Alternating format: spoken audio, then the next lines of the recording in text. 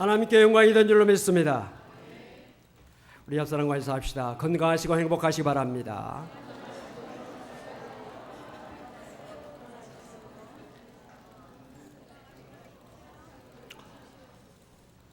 오늘 저는 마태복음 25장 31절로 46절까지 말씀 중심에서 작은 자에 대한 관심이라는 제목을 가지고 함께 은혜를 나누고자 합니다.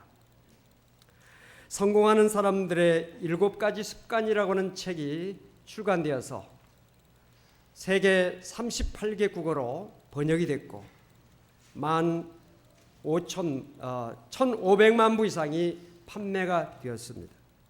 그리고 20세기에 가장 큰 영향을 끼친 비즈니스 서적의 하나로 선정이 됐습니다.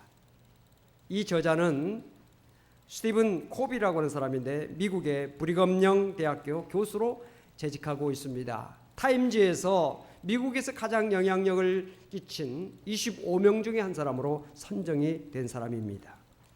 그런 이 책에서 7가지 습관, 성공한 사람들의 습관에 대해서 말하고 있습니다. 첫째는 자신이 삶을 주도하라. 다른 사람에게 끌리지 말고 자신이 삶을 주도하라는 것이죠. 두 번째는 끝을 생각하며 시작하라. 언제든지 끝을 생각하고 무엇을 하라는 것이죠. 세 번째는 소중한 것부터 먼저 하라라는 말입니다. 상호 이익을 추구하라. 사람들이 나는 잘 되고 너는 못 되는 거, 이걸 원하는 사람들이 많이 있는데 서로 잘 되는 것을 추구해야 된다는 것입니다. 다섯 번째는 이해하고 이해시켜라 하는 것입니다. 다른 사람을 이해할 줄 알고 또 다른 사람에게 이해를 시킬 수 있는 사람이 되라는 것입니다. 여섯 번째는 시너지를 활용하라 하는 것입니다. 1 더하기 1은 2가 아니라 1 더하기 1은 3이 될 수 있고 5가 될 수 있고 10이 될 수가 있고 더 이상이 될 수가 있다 하는 것이죠. 일곱 번째는 심신을 단련하라. 몸이 건강해야 되고 마음이 건강해야 모든 일을 잘할 수 있다 하는 그런 말을 했습니다. 공감이 가는 내용이지요. 그 가운데 특별히 끝을 생각하며 시작하라라고 하는 그 원칙은 오늘 성경 본문과 매우 부합한 말씀이라 생각이 됩니다. 이 말을 신앙적으로 표현한다면 마지막 날을 생각하며 살아라, 또는 주님의 재림의 날을 생각하며 살아라 라고 하는 신앙적인 언어로 표현할 수가 있습니다. 끝을 생각하며 시작하라는 것이죠. 오늘 성경 본문이 기록되어진 마태복음 25장에는 3가지 비유가 나오고 있습니다. 첫째는 열처녀 비유, 두 번째는 달란트 비유, 세 번째는 마지막 심판에 대한 비유가 기록이 되어 있습니다. 첫 번째 비유인 이 열처녀의 비유는 여러분들이 내용이 잘 아시죠? 신랑을 맞이하기 위해서 열처녀가 준비를 합니다. 등과 기름을 가지고 준비를 하는데 그 당시에 유대 나라의 결혼식은 밤에 했고요. 신랑이 먼 곳에 살게 되면 밤늦게 신랑이 도착하게 되는 경우가 왕왕 있었습니다. 그래서 이 5 처녀들은 10 처녀들은 신랑을 맞이할 준비를 하고 있는데 그 가운데 지혜로운 처녀들은 등과 함께 기름을 준비하고 있었습니다. 그런데 어리석은 처녀들은 등만 준비했지 기름을 따로 준비하지 않았습니다. 맨 처음에는 불을 다 밝히고 있었죠. 근데 신랑이 늦게 오니까 다 졸며 잤다고 그랬습니다.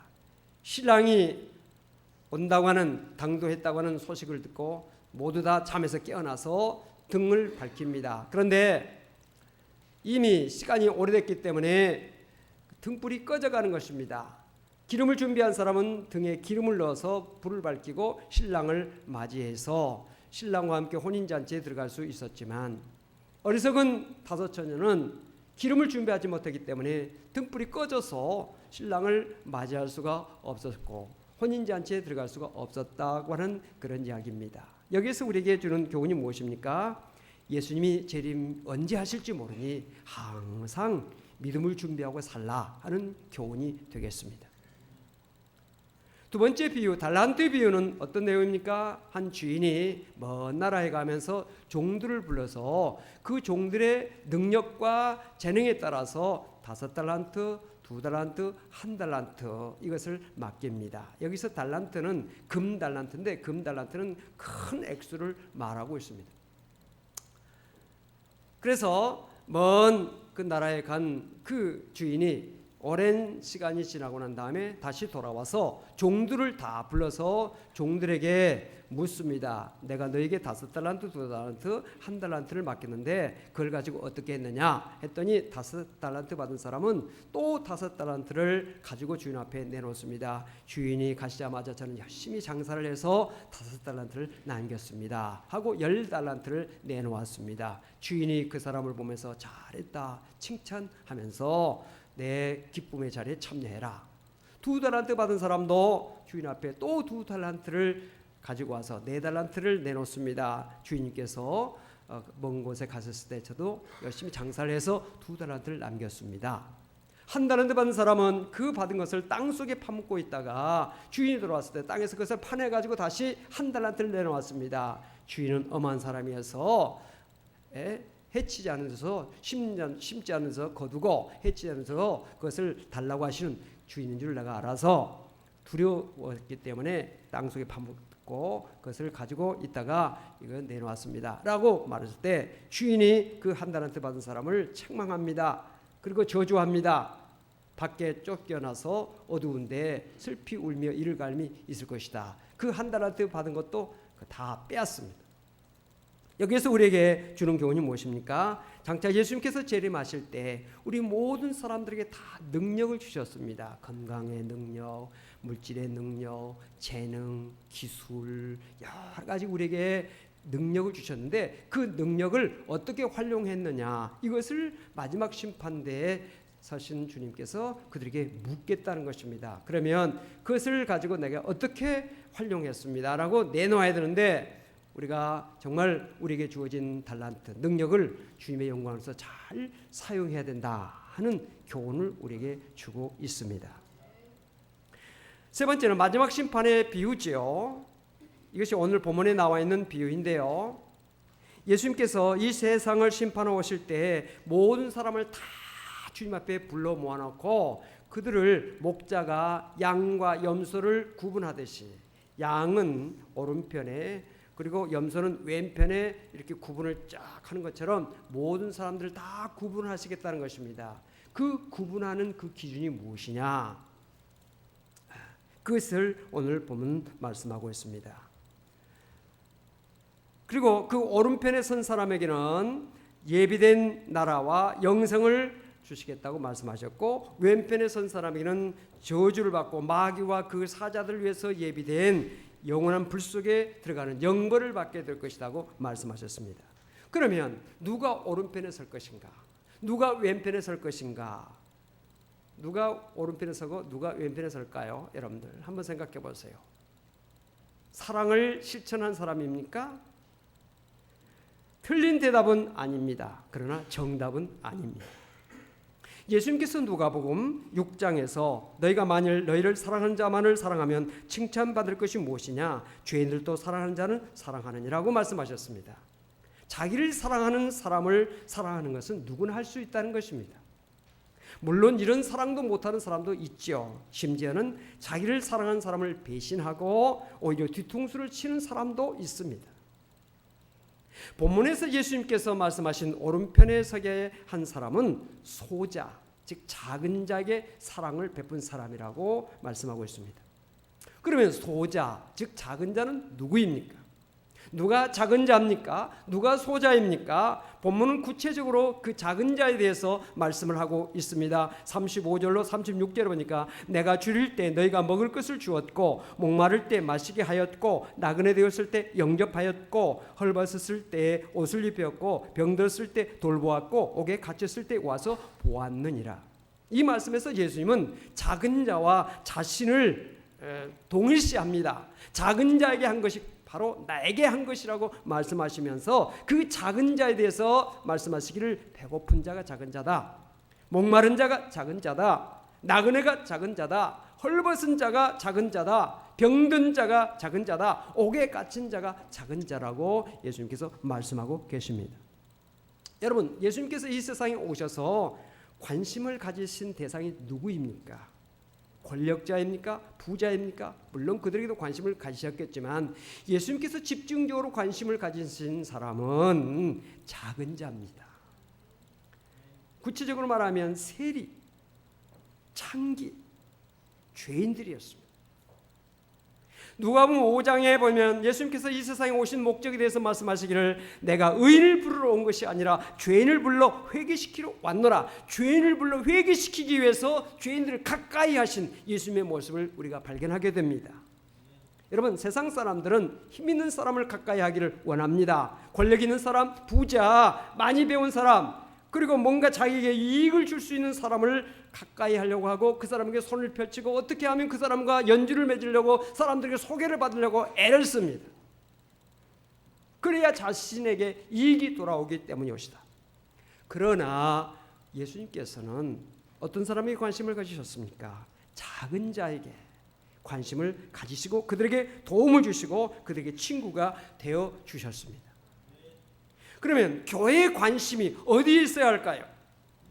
교회는 주님의 몸입니다. 주님은 이 땅에서 자신의 피로 값주시고 교회를 세우시고 그 교회를 내 몸이라고 말씀하셨고 내가 하는 일을 교회가 해야 된다고 말씀하셨습니다. 그렇기 때문에 이 땅에 있는 모든 교회는 주님의 말씀에 순종해야 되고 주님의 삶을 본받아서 살아야 하는 것이 교회의 옳시다. 그렇다면 이 땅에 있는 교회의 관심은 어디에 있어야 할까요? 작은 자가 아니겠습니까? 그들에게 관심을 가지고 그들을 도와주고 그들의 친구가 되는 일이 교회가 하는 일이 되어야 되지 않겠습니까? 그런데 오늘날 교회가 관심하고 있는 것은 어디에 있습니까? 야고보서 2장을 보면 이런 내용이 나옵니다. 내 형제들아, 영광의 주 곧 우리 주 예수 그리스도에 대한 믿음을 너희가 가졌으니 사람을 차별하여 대하지 말라. 만일 너희 회당에 금가락지를 끼고 아름다운 옷을 입은 사람이 들어오고 또 남루한 옷을 입은 가난한 사람이 들어올 때 너희가 아름다운 옷을 입은 자를 눈여겨보고 말하되 여기 좋은 자리에 앉으소서 하고 또 가난한 자에게 말하되 너는 거기 서 있든지 내 발등상 아래 앉으라 하면 너희끼리 서로 차별하며 악한 생각으로 판단한 자가 되는 것이 아니냐. 이 말을 우리말로 표현을 한번 해봅시다. 좀 쉽게 이야기해 봅시다. 우리 교회 안내위원들이 참 안내를 잘 하시는데요. 안내위원들이 교회 앞에서 지금 안내를 하고 있습니다. 그런데 어떤 세단차가 아주 고급차가 쫙 들어옵니다. 야, 저 외제차 대단한 차다. 야, 비싼 차다. 그런데 그거 딱 문을 열고 어떤 우아하게 차려입은 사람이 쫙 이렇게 내려옵니다. 인물도 좋고요. 멋있게 생겼습니다. 눈이 휘둥그레집니다. 야, 우리 교회처럼 분이 오시다니.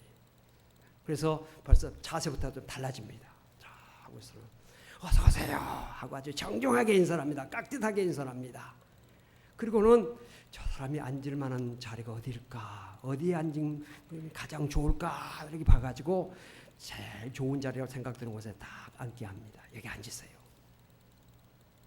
반대로 그런가 하면 어떤 사람이 교회를 이제 옵니다. 근데 거지 행색을 하고 옵니다. 남루한 옷입니다. 그 사람이 교회를 향해서 옵니다. 그 사람을 바라보면 이 안내위원들이 저 사람이 왜 우리 교회에 왔지? 하고 먼저 그 사람의 우아래를 훑어봅니다. 이 사람이 지금 구걸하러 온 사람인가 예배드리러 온 사람인가 판단이 서지 않습니다. 그래서 어떻게 오셨습니까? 라고 묻습니다. 예배드리러 왔죠. 아, 그래요? 근데 놀라기는 놀라는데 별로 반갑지는 않습니다. 그래서 안내를 하는데 이 사람이 앉아야 될 자리가 어딜까? 그래서 별로 주목받지 않는 그리고 다른 사람에게 신뢰가 되지 않는 그런 자리를 골라서 여기 좀 앉으세요. 그래서 한쪽 편에 이렇게 안내를 한다든지 그렇습니다. 마음속에 교회에 들어와서 예배를 드려도 좋고 그냥 가셔도 좋고 이런 마음이 있어요. 여러분, 교회에 찾아오는 사람은 일단은 예배드리러 오신 사람, 기도하러 온 사람으로 우리가 판단을 해야 돼요. 교회에 오는 분들을 어떻게 오셨습니까? 물어보는 것은 신뢰입니다. 신뢰. 근데 그 사람이 예배드리러 오셨군요. 자, 예배실로 안내하겠습니다. 기도하러 오셨군요. 기도하는 자리로 안내하겠습니다. 했을 때 아니 나 예배드리러 온 게 아니고 나 기도하러 온 게 아니고 그러면 그 사람이 자기의 목적에 대해서 이야기를 하면 아 그렇군요. 그러면 뭘 도와드릴까요? 누굴 찾아오셨습니까? 뭘 도와드릴까요? 뭔가 좀 구걸하러 온 사람은 뭔가라도 이렇게 드리고 이런 자세가 필요하죠. 일단 교회 오신 분들은 예배드리러 온다든지 기도하러 오신 분이라고 우리가 판단을 해야 돼요. 그런 자세가 우리에게 필요합니다. 교회가 정말 오늘날 너무나 자본주의화되고 세속화가 되어서 돈 많고 권력 있고 지식 있고 사회적으로 존경받는 사람을 우대하고 가난하고 힘이 없고 병들고 배우지 못한 사람들을 무시하는 경향이 있습니다. 이것은 다른 교회를 말하기에 앞서서 바로 오늘 우리의 교회와 우리의 모습이 아닐까요? 여러분, 교회가 세상적인 부와 권력을 막강하게 가졌던 시기가 있습니다. 중세교회 시대죠.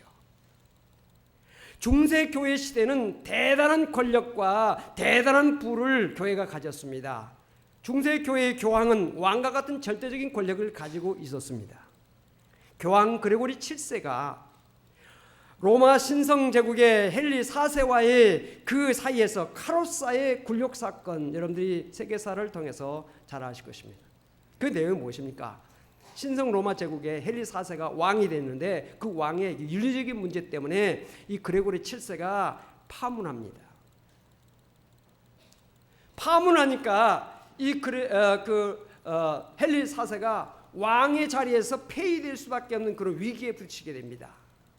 그래서 이 왕이 너무나 두려워서 자기 아내와 자기 아이들을 데리고 알프스를 넘어서 당시에 교황이 순방하다가 카노사라고 하는 성에 거기서 잠깐 머물고 있는데 그 성에까지 가가지고 순례자들이 있는 허술한 양털 옷을 입고 추운 겨울에 성 밖에서 3일 동안이나 가족들과 함께 서 있었습니다.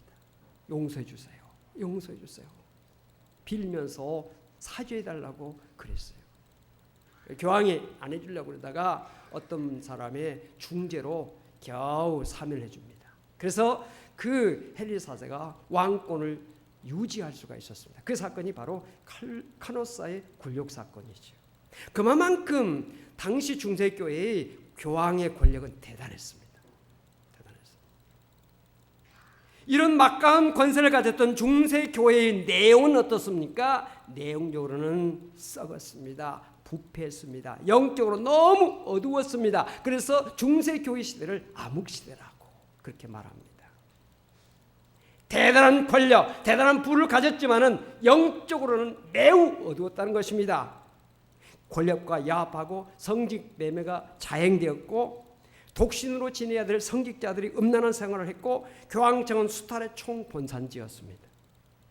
진리는 무지하면서 외형적인 확장과 성전 건축에는 열을 올렸습니다. 베드로 대성당을 건축하기 위해서는 천문학적인 돈이 필요했습니다. 그래서 그 천문학적 돈을 충당하기 위해서 한 일이 무엇입니까? 면죄부를 만들어서 팔게 된 것입니다. 그 면죄부가 무엇입니까? 그 면죄부를 사면 과거에 지은 죄 그리고 앞으로 지을 죄까지 다 용서함을 받는다고 하는 그런 것이죠. 그리고 죽어가지고 지금 연옥에 가 있는 사람도 면죄부를 사면 그 연옥에서 천국으로 갈 수 있다고 하는 것이 그들의 말이었습니다.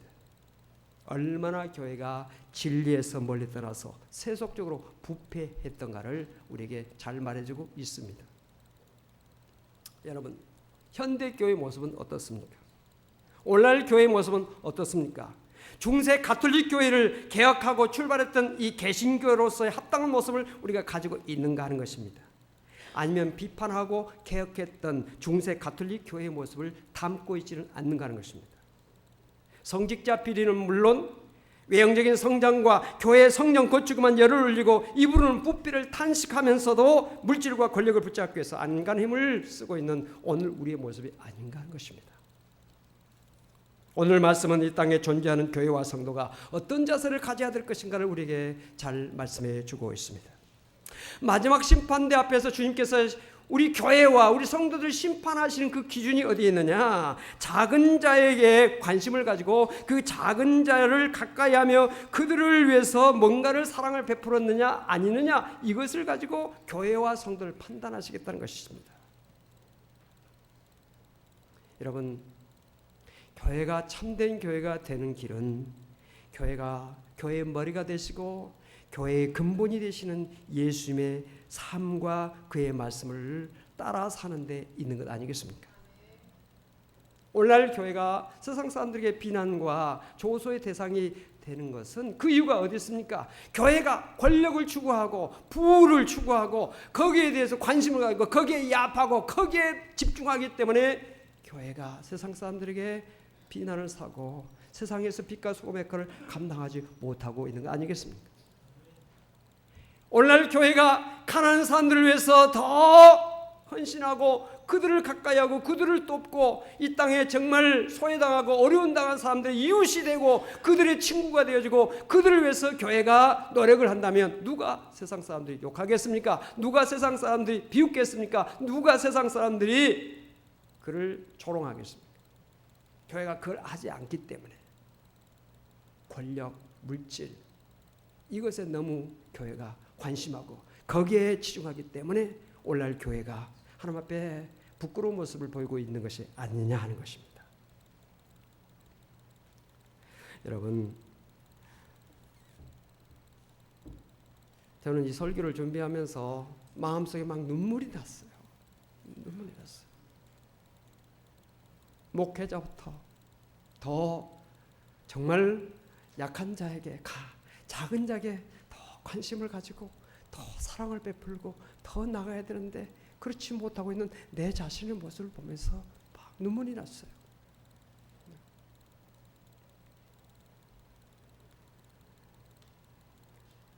여러분, 성 프란시스에 대한 이야기를 잘 아십니다. 아시지 지방의 프란시스는 귀족이었고 부자였습니다. 어느 날 겨울 말을 타고 길을 가고 있는 중에 한 거지를 만났습니다. 한 거지가 손을 벌리고 구걸합니다. 그래서 말에서 내려서 돈을 주어서 그 사람에게 줍니다. 근데 그 거지가 나환자였습니다. 추위에 덜덜 떨고 있었습니다. 너무 추워요.